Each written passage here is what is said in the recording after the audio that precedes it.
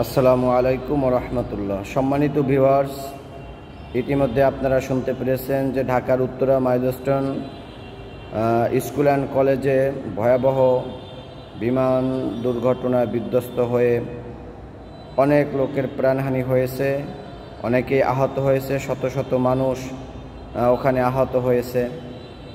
আমরা ইতিমধ্যে মিডিয়ার মাধ্যমে এবং ফেসবুকের মাধ্যমে দেখতে পেরেছি এটা বাংলাদেশের ভিতরে অত্যন্ত ভয়াবহ একটি দুর্ঘটনা, যেখানে আমাদের কোমলমতি শিশু বাচ্চারা লেখাপড়া করে সেই প্রতিষ্ঠানের মধ্যে এরকম একটা বিমান দুর্ঘটনা, সারা বাংলাদেশের মানুষ শোকাহত।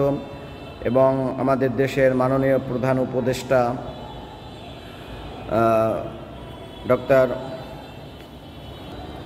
ইউনূস সাহেব, উনিও আগামীকালকে সারা বাংলাদেশে যতগুলো সরকারি এবং বেসরকারি আধা সরকারি প্রতিষ্ঠান আছে সকল প্রতিষ্ঠানগুলো বন্ধ থাকবে এবং সকলেই শোক পালন করবে।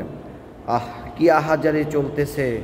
আমার মনে হয় যেন ওই প্রতিষ্ঠানের সামনে এখন বর্তমানে মনে হয় যেন একটা হাসরের ময়দানের মতন। বাবা মা সন্তানের জন্য কি আহাজারি, কি রোনাজারি করতেছে। এক মায়ের আর্তনাদ শুনে তো চোখের পানি ধরে রাখতে পারলাম না। বলতেছে তার দুইটা সন্তান, একটা মেয়ে সন্তান, ছেলে সন্তান।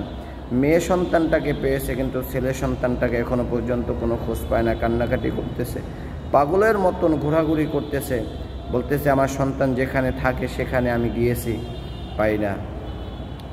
আর এক বাবা দুইটি সন্তান হারাইয়া কান্নাকাটি করতেছে।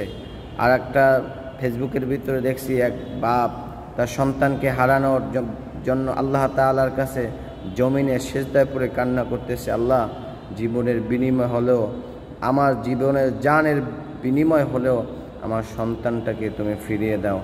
আমরা সকলেই দোয়া করি আল্লাহ পাক রব্বুল আলামিন প্রত্যেকটা মায়ের কোলকে যেন ভরপুর করে দেয়, সবাইকে যেন আল্লাহ রব্বুল আলামিন সুস্থ করে দেন, আর এই শোক থেকে গোটা বাংলাদেশের মানুষ যেন কেটে উঠতে পারে।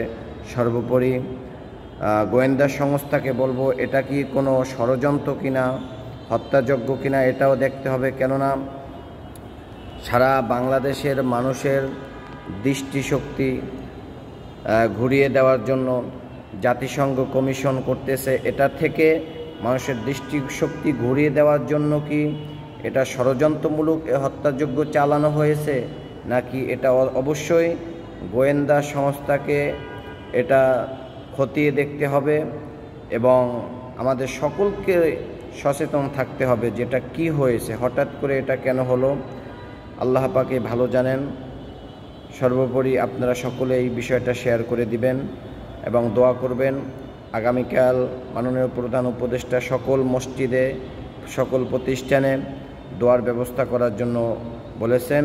আমরা সকলেই দোয়া করব আল্লাহ পাক রব্বুল আলামিন যেন যারা আহত হয়েছেন সকলকে যেন আল্লাহ সুস্থতা দান করেন, যারা নিহত হয়েছেন আল্লাহ যেন প্রত্যেককেই মাফ করে দেন, জান্নাতের উচ্চ মাকাম দান করে দেন। আমিন সুম্মা আমিন। আসসালামু আলাইকুম ওয়া রাহমাতুল্লাহ।